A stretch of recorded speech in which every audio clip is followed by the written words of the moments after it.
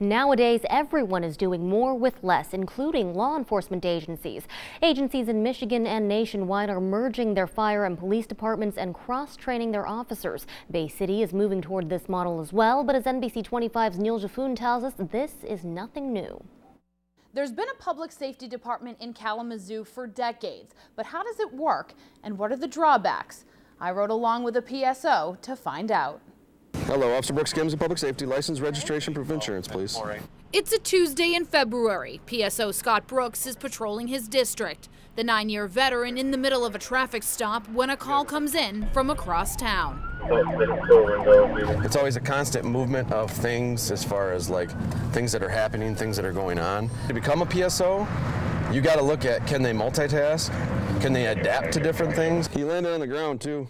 PSO Brooks and his K-9 partner Bodie are tracking a suspect. These are Air Force Ones over here. Bodie leads Brooks down the side of the building, the suspect's scent leading right back inside. Let's go, Sook. These partners are constantly moving, awaiting the next call, searching for suspects, as PSO Brooks wears many hats.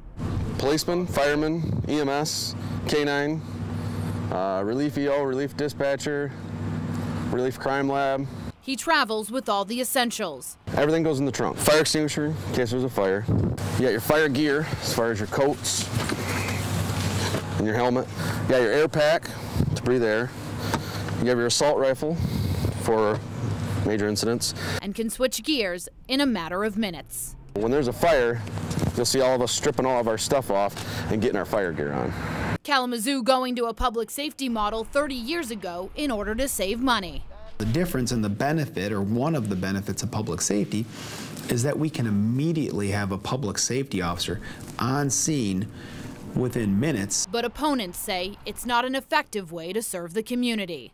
I'm not a believer in cross-training. Grand Blanc Fire Chief Jim Harms is the former president of the International Association of Fire Chiefs and an outspoken opponent of the PSO model. Something is going to be lacking. Something's going to be missed. Maybe we will not have a police officer available to take some type of complaint because he or she may be across town at a fire. Then there's the cost to cross-train. The police side, I believe it's anywhere from $38,000 to $5,000 a person to go through the police academy.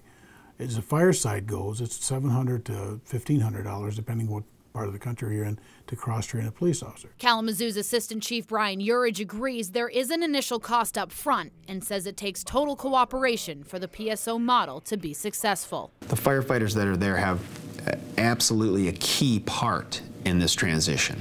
The police officers that are on the outside, they have a key part in this transition.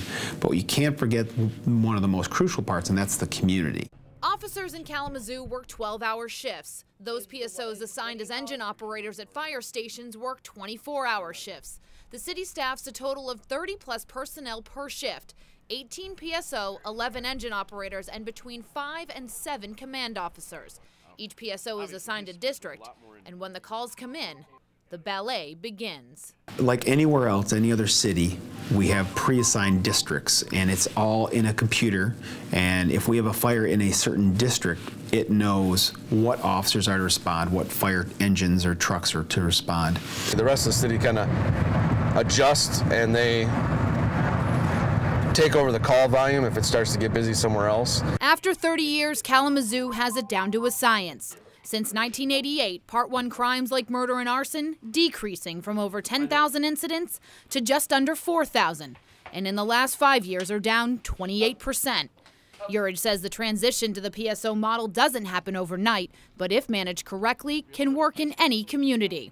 But that's a hard sell for some. I think that our folks in our town deserve better. Meantime, PSO Brooks and Bodie push on, responding to calls and helping to keep their community a safer place. After consolidating from separate fire and police departments to the PSO model, Kalamazoo estimates they save around $6 million a year. Neille Giffune, NBC 25 News. And just to give you a comparison between Kalamazoo and Bay City, Kalamazoo has a population just under 75,000 people. They employ 230 fully cross-trained public safety officers. By the end of 2013, they will be down to 215 due to retirements. Bay City has just under 35,000 residents. The plan for 2012-2013 calls for 38 firefighters, 44 police officers, and 8 public safety officers. 6 police officers and 2 firefighters will be cross-trained this year. The goal is to have 24 cross-trained officers by the 2016-2017 fiscal year.